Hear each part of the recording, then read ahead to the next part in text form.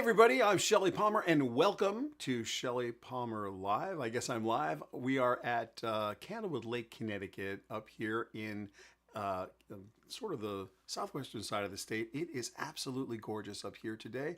I hope the weather is really good where you are. We are going to talk about all kinds of stuff today. If you're here, please tell me in chat where you are, who you are, what you're doing. Tell each other what you do. And of course, it's an Ask Me Anything kind of Wednesday. So anything you want to know, any questions you want to ask, please do not hesitate in any way. I'm really excited to start asking questions. You can put them in chat and Christina will get them into a position where I can put them on the screen. Or, if you can text me or you can put them in Twitter. Any way you want to ask the questions, you're totally welcome to do so. Today, we are going to cover all kinds of stuff. Let's see, what are we going to start with? We're going to talk a little bit about who owns the data in your car. We're going to preview Stable Diffusion's SDXL. We're going to talk about Shopify's Sidekick. We're going to talk about Microsoft's Copilot. We're going to talk about using AI in drafting legislation. And a whole lot more. If we get to it, we're going to talk about China's concepts about what an AI model should be like. We'll talk a little bit about Japan's theory of what AI training should look like. And if we, hopefully with a little extra time, we'll talk about some chatbot safety measures, which are in question. Of course, today you can X me at Shelly Palmer. We made a little bit of a joke about this last week, Xing each other as opposed to tweeting. I said a verb is a terrible thing to waste. It still is a terrible thing to waste. I don't know what Elon was thinking. I may never know what he was thinking, but if you are an X user, you can X about this particular event. We are doing POAPs, so you can get your POAP for today, August 2nd. Whenever you're watching this, you go to shellypalmer.com/POAP. What is a POAP? It is a proof of attendance protocol token. If you collect 5 of them, you will be invited to our private salons. You can be invited to our special AI training online events, which we're doing now. We're doing a whole bunch of private AI salons, as well as our regular what's new, what's next, and what does it mean for your business salon. So you go to shellypalmer.com/POAP, and we'd be very, very happy to send you a POAP. And if you collect 5, it's cool. So jumping right in. Who owns the data in your car? That was yesterday's blog post. It's really interesting. California has decided that it is very, very important to regulate that. Seriously, hardcore regulate who owns the data in your car. It's the first of its kind. I haven't seen regulation like this before. Back in the day, a guy named Mark Fields, who was CEO of the Ford Motor Company at the time, he got on stage at CES, I want to say in 2017, and we had a special analyst meeting, and he said, look, the GT25, which is our super cool car, there's a picture of it on the screen right now, our GT25 has more lines of computer code than an F-35 from Lockheed. And he was very proud of the fact there were 10 million lines of code going on. I don't know why he was wearing that as a badge of honor, but he was. I just don't understand why, because a lot of lines of code and complexity don't make anything impressive. But what he was trying to get across was the idea that cars are now computers with wheels, and that's been true for a long time. So who owns that data, and is it saleable, and what do they do with it when they get it? The Chinese government outlawed Teslas because the Tesla electronics were reporting all of the data back to Tesla. So, so it could self-drive and just function, to be fair. So, of course, once you have that location data, you know where the car is at all times. Why does that matter? Well, it matters the way all location data matters. If you don't know, this is happening to your phone too. If I were to look, we're all very boring, like every one of us, myself included. We lead incredibly boring lives. You will, if you looked at a diagram of all the places that that your phone was, what you'd see, on average, if you took a 1-year average of your phone in a normal year, not a COVID year, but a normal year, but even in a COVID year, would have been okay. You're going to see a line from your house to your job, and your house to your job and your house to your job and your house to your job, and that's what it's going to be. And so if your phone is parked somewhere for 8 hours a day from, call it, midnight to 8 a.m. or 11 p.m. to 7 or whatever it is, they're going to guess that's what you do at night. And if that's a residential address, they're going to guess it's your home. And if you're someplace between 8 in the morning and 8 in the evening, or 8 in the morning and 6 in the evening, they're going to take a wild guess that's where you work, and they're not going to be wrong, especially if I can look at a year's worth of data. So inferring all kinds of information. And if you're constantly stopping at the same grocery store or convenience store or gas station, which most of us do because we're creatures of habit, having that location data, that's devastatingly accurate when it comes to predicting what people are going to do, when they're going to do it, and understanding what they do and when they do it. Does this person work at night? Does this person work in the day? And if so, what might I know about them and be able to infer? And then what data could I use about that? So there's a lot of security issues around that have really never been addressed. And California decided they were going to be the first people to do it.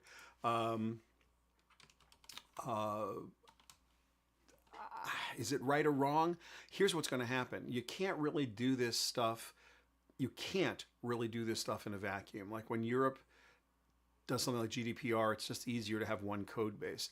So if California gets up in everybody's grill, no pun intended, and makes them go all, call it data privacy in your car crazy, that's going to happen everywhere. I think they'll end up being, if not a lot of state laws, much federal laws about it. So yeah, it's kind of interesting. Today we have, I have a question here. Hold on, I'm going to put this up on the screen for you. Let's see if I can just get this up on the screen real fast. So this is super interesting. This came in on Twitter just now, so let's just put this up on the screen real fast. What is XXXGPT? What a great question. I don't know how you know about it, but I'm glad you do. It's not what you think. It's not a pornographic GPT, XXXGPT. It's one of a collection of malwares. There's Wolf GPT, XXXGPT, and a bunch of others. We don't list them at shellypalmer.com for obvious reasons. They are unconstrained and able to write malicious code. So if you wanted to create a bot, which ChatGPT won't let you do, if you want, I mean, not a malicious bot, if you wanted to create a, I hate to say it, a large language model version of a computer virus of pretty much any kind, that's what those tools are about. We're going to see a lot more of that. You know, everything we talk about is always like how great things are, like how wonderful how wonderful everything is with, you know, AI and generative AI, and people are afraid they're going to lose their jobs. That's nonsense. Some people will, some people won't. Technology's been changing the way we work since the dawn of technology. So that's just, we're going to get through it. There are some very specific things about AI that are causing people to have what I lovingly call big feelings about this. People are very emotional about it. One of the things we don't talk about enough is that for everything good that you can do with generative AI, you can do something equally bad. And XXXGPT and WolfGPT and some of those other tools are the equally bad part. They're not from the people at OpenAI. They're not, you know, these are models that have been taken and tuned to do bad stuff, and then all constraints are removed, all constraints of every kind. You can imagine a world where all constraints are removed. It's terrifying, actually. Now, the big thing that's coming, I'm gonna talk about Stable Diffusion in a little bit because I want to demo it. So we'll put it up on screen. Oh wait, here's another question that I think is probably, this is important. Yeah, all right. Is this important? Yes, it's important to me. What's the value of hiding your blue check mark on X, which I assume is code for Twitter now? I have no idea why Elon made that feature available today. I am not Elon Musk. I cannot tell you why he destroyed this brand. Why you have a blue check mark but want to hide it so that no one knows you're verified, even though you spent $8 a month to be verified. Cannot speak for the man himself. It seems rubbish. Here's another great question.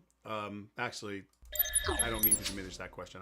I'm sorry, Roger R. I didn't mean to make that you feel like your question was invalid, but seriously, that's nonsense that he's doing that. Did you know that incandescent bulbs are over? Yes.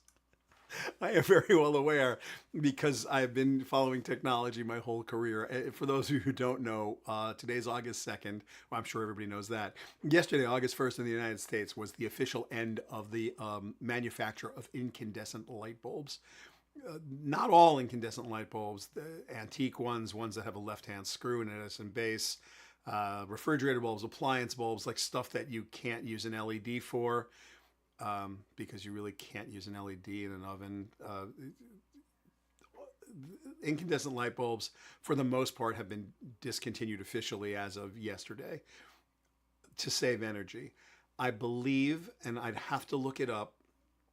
Someone can check me on this. So internet, you can check me on this. I want to say you're allowed, an average incandescent bulb puts out about 15 lumens per watt. Lumens is a measure of brightness. I think the new law is 45 lumens per watt minimum for energy efficiency. And any LED puts out probably 75 lumens per watt or greater, depending on the efficiency of the LED. They're much more efficient than incandescent bulbs, which is why they did this. For those of you who are wondering, well, what will I do? That beautiful yellow glow that incandescent bulbs gave me, or what's a soft white bulb? That's done with color temperature. So if you look, the lower the color temperature, the lower the amount is in Kelvin. So 3200 K would be a yellowish glow. That would be considered like an incandescent light bulb, or they call it tungsten in the film industry, but it's an incandescent light bulb. 5600 K, the higher the number goes, 5600 Kelvin and above would be considered daylight. They're bluish lights. So just a rule of thumb is the higher the number, the bluer the light, the lower the number, the yellower the light. So if you like a room that's going to be yellowish and you want it to have like a warm glow like an incandescent light bulb used to do when you could buy them, then you want to get something in the 3200 K range. That's going to be yellowish. Again, the lower the number, the yellower the light. And then if you want something super bright, if you wanted to emulate daylight as if a window were open, or if you were outside, that's going to be the higher numbers. 5600 Kelvin is approximately what we call daylight. Sunlight's somewhere in the 8000 Kelvin range. So that's how to think about that. If you're thinking about it, that's how to think about it. Let's see. Is there any other question here that I can quickly answer before I get into what we're doing? All right. Well, we're just gonna, let's see. Hello, everybody. Wow, what a nice crowd today. Please let each other know what you're doing, and in the chat, just ask any questions you want. Christine will get them up on the screen for you. So here's the thing. We got kind of a big week this week.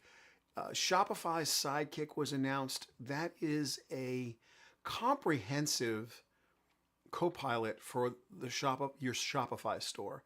And at the same exact time, Microsoft has announced their Copilot pricing, which will be roughly $5 a seat for the Microsoft suite. Now, what's so important about this is that we are now getting to the goal of every single consumer-faced and business-faced AI company, which is to make AI as useful as possible. Utility is key. Every one of the companies that are working, OpenAI, which is of course Microsoft heavily invested in, the people at Anthropic, Infusion, like you go down the list, doesn't matter who you talk to, Google, of course, AWS, Salesforce, every company that's got an AI offering is trying to create copilots and assistants that will do things for you in a super automated way. Now, the Shopify offering is fantastically interesting because it literally is capable, so they say, of not only making your website better, but then doing all of the analytics and all of the kind of perfunctory work you do across your supply chain, monitoring your accounting and inventory. It is a spectacular offering if you are a Shopify user, if that's your e-commerce platform. this makes, if they enact it the way they've described it, it is going to be a formidable assistant. And the thing that's most interesting is it's going to add capabilities to people who wouldn't have had those capabilities otherwise. And I don't just mean a better website or a better way to merchandise their products. If you're a marketer, you know how to market. If you're a merchant, you know how to merchandise. A lot of people have been successful in e-commerce in spite of themselves. They've got relatively okay SEO. They've got relatively okay outbound marketing. They have relatively okay tools for their shopping carts, shopping cart abandonment, relatively good retargeting as best you can in a world of do you accept cookies or not. But most people who are not real e-commerce experts, and I'm not talking about people who do this really full-time, I'm talking people with side hustles, small retail shops such that they are, that have e-commerce environments, and even actually some just small, relatively profitable, but not, not gigantic. You're doing $1 million, $2 million, $3 million a year, that kind of thing. You're doing $500,000 a year or $250,000 a year as a gross revenue. It's your side hustle. It's great money for you, but you don't have money for things like marketing. You don't have, maybe you put a little bit into Facebook. Maybe you put a little bit into Google to make sure that you're within, inside your framework, you're doing the best you can from a return on your advertising spend. These new tools, different story. All of a sudden, you become quite the marketer. Now, you think about Microsoft's Copilot, which they announced a while ago. It's in beta test across about 600 big companies. And so what you see with Microsoft is the future. They are going to, for $5 per seat per month, add Copilot to everything across the Office suite, including, I think, Microsoft Dynamics, which is their version of Salesforce. This is going to be the new bar. So we talk about, can you learn to prompt craft? Can you learn to use generative AI in the best possible way? Can you learn to, just be more productive with these tools? And to do that, we've got our course at courses.shellypalmer.com. We've got our Generative AI for Execs course. But Microsoft is about to add this to pretty much every aspect of Microsoft Office. So you could say, well, okay, the market's going to meet me. I need to learn to use that. That's the tool set that's going to give me the biggest increase in productivity. For sure, you are going to have to learn how to use Microsoft Copilot if your company is a Microsoft company. There's no doubt it's going to be part of Outlook. It's going to be part of Word. It's going to be part of PowerPoint. It's going to be part of Excel. Of course it is. There's no question about it. And you will need to learn to use it. But understand, those tools are available to everybody. Absolutely everybody. And so there's you get no competitive advantage at that point. It's just table stakes. Everyone will have the same autocomplete in their email tools. Everyone will have those efficiencies. You'll be forced to learn to use them for sure. And the better you use them, the better you'll be. But at the end of the day, everybody's going to have them. So your competitive advantage is going to come from your ability to use all of the available tools that are out there and to stay on top of them so that you can be better at your job. Now, this may not be important to you. I don't know why it wouldn't be, but it may not be. I have a lot of people have thrown their hands up and said to me, I don't, this is just going to happen and I'll learn to use it when I use it and that's going to be the thing. And I got to tell you, that's not the appropriate approach. If you need to learn to use this stuff a little bit better, you can go to courses.shellypalmer.com. We've got a really nice generative AI course there. In a couple of weeks, we're going to bring out generative AI for sales execs on the revenue side, because there's a whole bunch of things you can do to increase revenue using these tools as well. So there's a change log. If you've already taken the course, if you've already signed up for it, there's a change log at inside of the generative AI course that will tell you what's changed since you've been there last. So you can just catch up on the stuff that you missed rather than having to go through the whole thing again, which, obviously doesn't make sense. So changelog is up to date. We're changing this thing very often. I mean, as often as we possibly can. Let's see, what else? Oh, speaking of that, so a few weeks ago, maybe 2 weeks ago, I didn't get to talk about it. We saw our first ever AI legislation drafted, and it was called out. The legislator did actually write at the bottom, hey, this was written by AI or partially written by AI. And I think that's going to be like a thing that we do now. I think we're going to have to call out that we've got some AI assistance going on with what it is we're doing. And here's the part that's going to get really tricky. GPT-3 and ultimately 4 tells you that it's only scraped the internet up to September of 2021. That's the disclaimer. Whenever you ask it a question and you don't use the plugins, if you've got the free version and you're just using it without any plugins that would allow it to go scrape the web currently, it tells you, hey, I'm only good to 2021, September.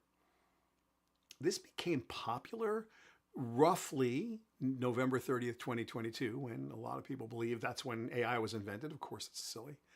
But it became very, very popular in the last 6 months, one of the fastest growing technologies ever. And while some people have stopped using it every day if they don't have a need for it, people who do have a need for it are using it several hours a day, all day long, various flavors and all kinds of different things. So interestingly, you're not ever going to know what was original, purely original, after September of 2021. There's no way to know. It's impossible. Because anything that is created, certainly after November 30th, 2022, when ChatGPT debuted to the public, can be a mashup, most likely is. So that's a weird layer in the geological time frame of the human existence. Prior to September 2021, everything by definition was human crafted. You might have used some AI to help you. You might have used some generative adversarial networks to help you draw. You might have even used some AI to help you craft the story. But the chances are overwhelmingly that the body of knowledge scraped prior to 2021 and September 2021 was human created, human crafted. Now, there's no provenance whatsoever. You can't know. So do we need the disclaimer that says, hey, look, I drafted legislation. It's a brave new world and I used AI. It's like, I'm assuming you used AI. Why wouldn't I just assume that? I think it's pretty obvious that that's what's going on. On the security issue that we were talking about just a little bit ago, just this past week, a bunch of AI researchers came out and they were able to game OpenAI's ChatGPT, as well as Anthropic's Claude, as well as Llama 2 from Meta. They were able to get it to do some really nasty stuff. And they were doing it by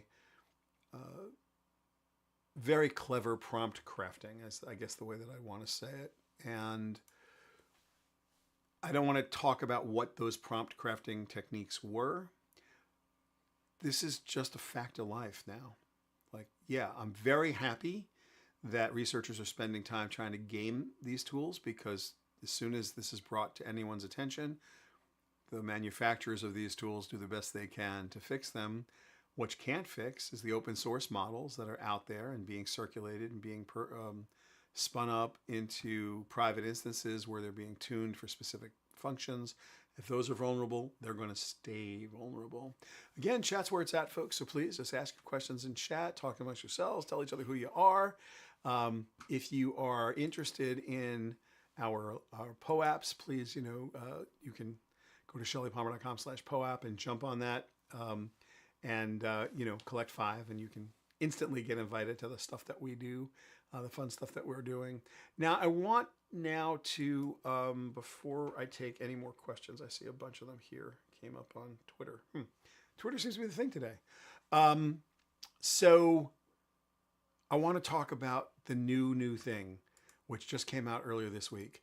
This is Stable Diffusion's SDXL 1.0. So fun, so super fun. It is absolutely a full function tool. They have a thing. There's an API for it which you can get access to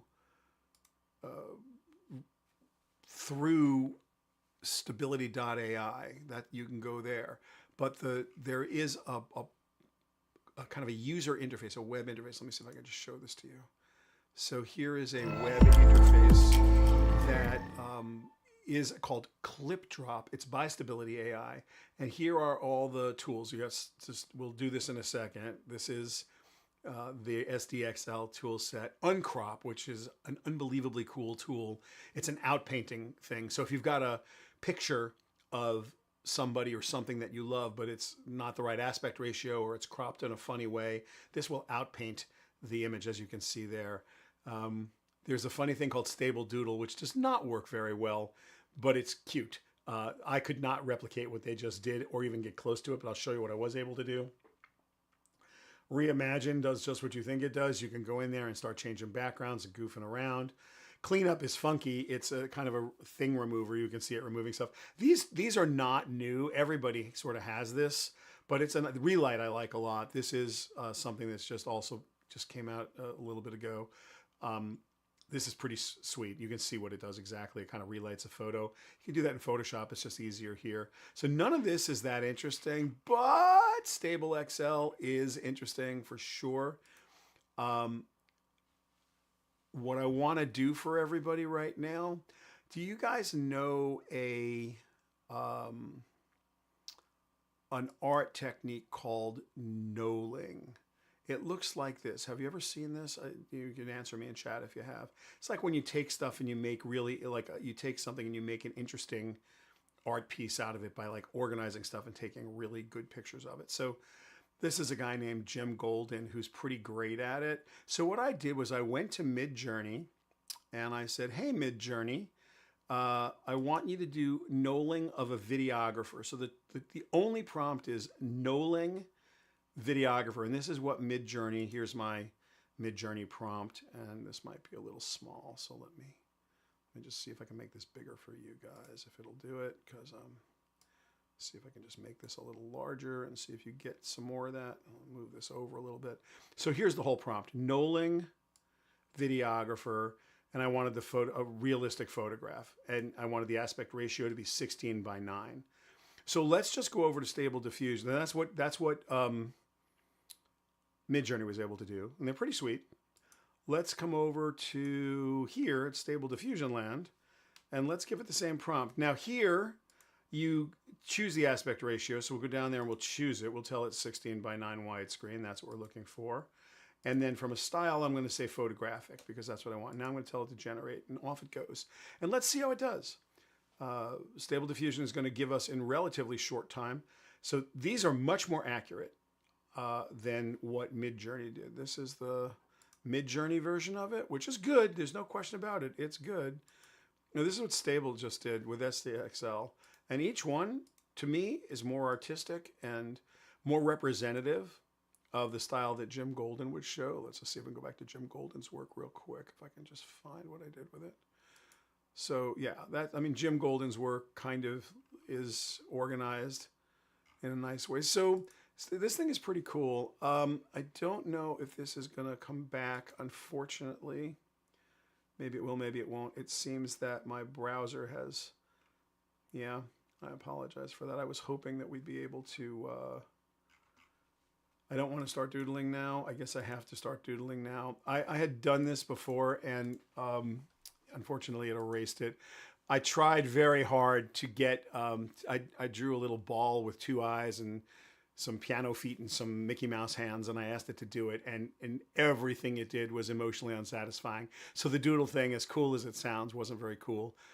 Stable Diffusion's SDXL is at least as hardcore as Midjourney for a lot of things. You can go in there and tell it to generate The Witcher holding, using ready, let's say ready for battle on a beautiful, let me just put this up hillside using an iPhone 14 Pro Max. Why not? See if it knows. And I'm not going to worry about the aspect ratio and that stuff. I'm just going to let it generate it. We'll see if it does The Witcher. I don't know if it's going to do it or not. We'll find out. Yeah, pretty good. Where's my iPhone? Not getting my iPhone. Well, he's backwards on a horse. That's weird. There's two Witchers. There's a Witcher on a horse. So I don't think it got that very well. But then again, that wasn't as detailed a prompt as I would ordinarily use. So, but the quality of the photographs are amazing. That prompt was way too thin. I would obviously always prompt in a far more detailed way. I am in deep like with, deep like with stable SDXL. And I have never liked stable diffusion before for anything, for any use whatsoever. It has always been substandard. It has always given substandard results. It has always been, no fun whatsoever. So yeah, I'm not a fan of normal stable diffusion. I do think that they have an issue with pornography and some other stuff in some of the places they use it, and they have no control over it. There are no constraints. SDXL at clip drop is really good, and it is safe for work, and it's going to give you a good output. And at the moment, it's really cheap. It's like $84 a year. So I don't think you should even think twice about it. I wouldn't think twice about it at all. Let's see what X-Ray is asking right now. X-Ray, what are you asking? You're asking a question. I'd like to be able to give you an answer. What AI-based tools might I use to collect email addresses of marketing departments of companies from their websites? Oh, X-Ray, you know that's not cool. There are any number of scraping tools out there. That's not an AI process at all. Certainly ChatGPT won't do it. Code Interpreter won't do it. There are, I'm not going to talk about it in detail, but I will tell you that if you were to spend 5 minutes and no more Googling web scraping, it is a very, very well understood technique. Building that bot is child's play. You do it in Python. You can do it in a bunch of different things, but it's easy to do. Using AI for it doesn't make any sense. What you can do, if you want, just for fun, to understand how ChatGPT works, let's say you went to LinkedIn and you have a first contact, and that first contact, someone who's you're directly connected to, and that contact, you want their email address and you want their title, they've moved, they've done whatever. You can Control-A the page and copy it. You can then open up the contact info, Control-A and copy it. You throw both of those things into ChatGPT with Code Interpreter running, or even, I think actually you can probably do it in the default side. Just say, could you build a table with name, company, title, email address, and it'll extract all that, so you don't have to sit there and cut and paste each thing individually. You can just grab the whole thing. But that, if you wanted to actually build a bot to do that, there are way better ways to do it. It's against the terms and conditions of almost every website to do it. So yeah, do that at your own risk. I'm not endorsing it in any way. I'm not going to pretend that you can't do it. You can do it, and you can do it with relative ease. But it's not. You don't need AI to do it. It's so well understood as a process. So well understood. Let's see what else we have here. Another question. What AI tools have you liked most for designing UX and UI? Or UI and UX, if I could read. I hate them all at the moment. For a bunch of reasons. There are a couple tools out there that are not AI particularly that will allow you, and again, I'm not endorsing these, so I'm not going to say their names, that allow you to point to a URL and the website will be recreated for you in HTML, like the framework. So if you wanted to knock off Apple's website, like you just give it apple.com and there you go. Here's the framework for it. It basically creates a template. All of the CSS is there. It's best it can do. And as a starting point, that's probably a good starting point. You won't look like Apple when you're done because you won't have the photography that they have.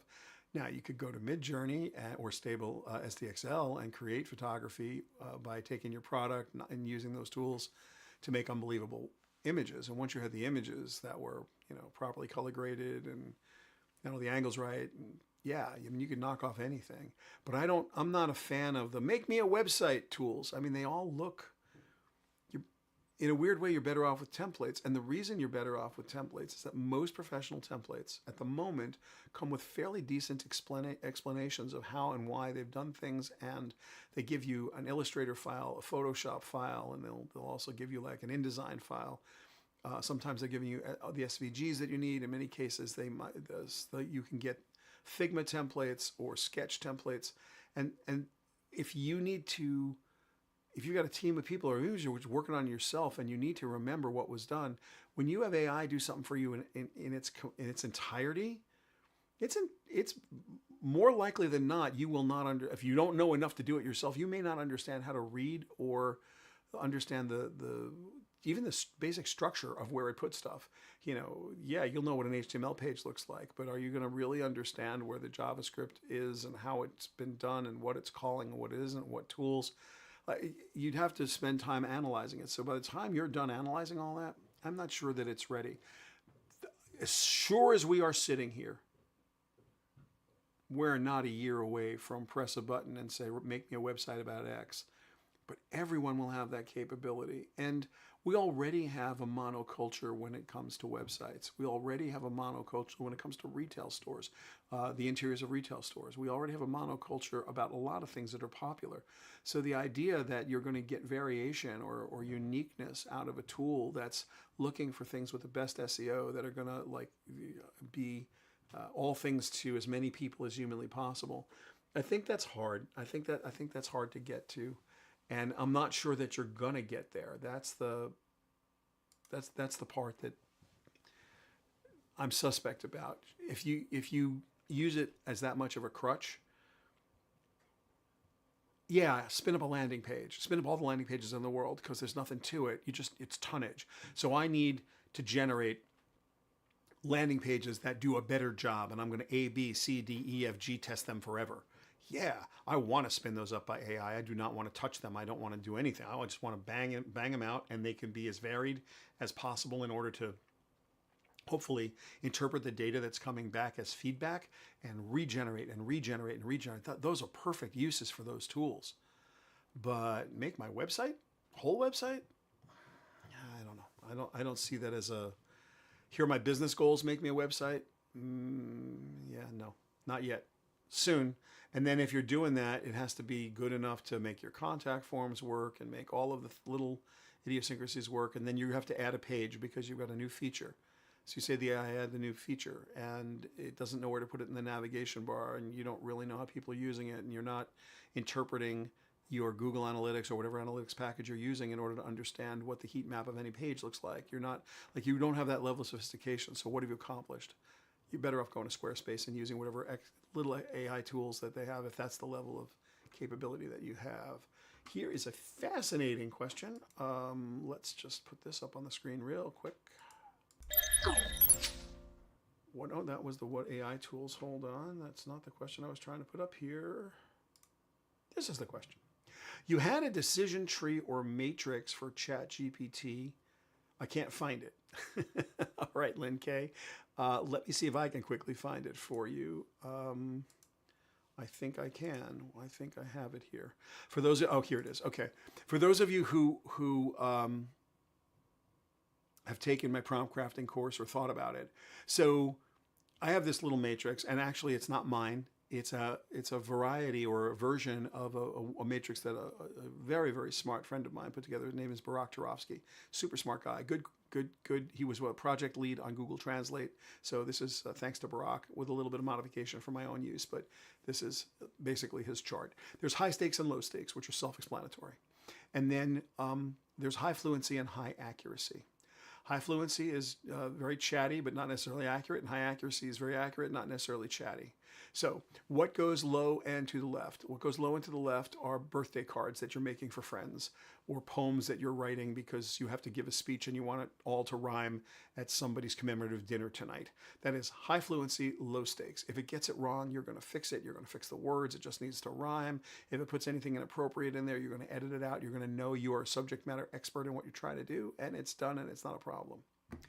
That is a perfect job for any chat client, any chatbot, ChatGPT, Llama, Anthropic's, Claude. It doesn't matter. It doesn't matter what it is. Every autocomplete tool will basically, here's a Shakespearean poem in hexatic tetrameter or whatever. Or iambic pentameter, whatever it's going to be. Just write me a poem and it'll do it. Low stakes, high fluency. Up and to the right, high stakes, high accuracy. That's like a business decision you have to make. I'm going to make an investment. I'm going to buy a business. I'm going to do, anything you consider high stakes that requires incredible accuracy. Maybe not the best task. Maybe not the best task for generative AI and conversational AI, because you might not get the answer you're hoping for. So I think that that's an important distinction. Yeah. So anyway, the end of the day, I just saw kind of a funny question come up, and I'm not gonna get off track. This is something we're doing at the Newhouse School. Many of you know that I'm the professor of advanced media in residence at the Newhouse School of Public Communications. It's a wonderful, wonderful institution. We've just starting up our Newhouse Advanced Media Lab series in the fall. If you're interested in getting invitation to that, they're all going to be online, and we're completely happy to have you join us. Again, Generative AI for Execs is free. It's online. It is updated constantly, and I would hope that you would be able to take that course. A lot of you have signed up, but have actually not completed the course. I don't understand. You signed up and didn't complete it. What does that mean? The last few minutes, I just want to talk about China's blueprint for regulating the wild, wild east of AI. I wrote about this. It's at shellypalmer.com, but I didn't get to cover it last week, and I wanted to make sure that just for the last couple seconds, I got a chance to talk about this for a minute. There's some regulation in China right now where they are they're regulating now that says that AI created will be aligned with communist values or socialist values. And they're insisting that all AI be registered with the government. They've got a full set of regulations. When we talk about the alignment problem, that is the idea that we would align AI's outputs with our human values. I think that's a hard problem, because I don't think that we can get humans to align values with their outputs. Like, I can't find 10 people that agree on anything. So what is a human value, and how would you define it? I mean, there's some stuff that's easy, but thou shalt not murder. Okay, that's probably an easy one. But everything else is getting tough. Right down to, like, is the air clean enough to breathe? Like, these are questions you can't get everyone to agree on. So what we need to understand is that not only are we going to have trouble aligning the AI outputs to our own desires, but every country is not going to play along, because each ideology, each superpower has their own worldview. China believes that AI should be socialist or communist, and they're going to insist that those values are the values surfaced by AI created in China. Japan feels that, hey, you can train on anything, not worried about copyright, go for it. Whatever you do, you do. So I'm looking at a future world where we're like venue shopping for the things we want out of our AI. And I think that's an important topic. And if you feel strongly about it, the Copyright Office is holding still some, I think their listening sessions are done, but they're still taking writings and amicus briefs and stuff like that. So you should get involved at the Copyright Office if that's something you're interested in. But then there's like policy now. And you know, what is the national security around which AIs can you use and what are they going to be tuned to be great at? It's a fascinating set of questions as we have, as Yuval Harari says, as we have intelligence decoupled from consciousness. It's an impressively interesting world we're getting into. As you guys know, I love this time of the week. It's my favorite time. So I hope that, and I appreciate you spending it with me. I always do. If there is something I can help you with, you can always find me at Shelly at shellypalmer.com. That is my email address, and you can email me any question at any time. I'm completely happy, or I'll do my very best to answer, you know, your emails. Whenever you do email me, please make it clear who you are, what you're doing, and like I said, I will happily try to answer any question whatsoever. You can also, by the way, find a lot of resources at shellypalmer.com/AI. This is an open resource for you. You can use it. Everything there is free of charge. So please feel free to do all that, and we will see you next week.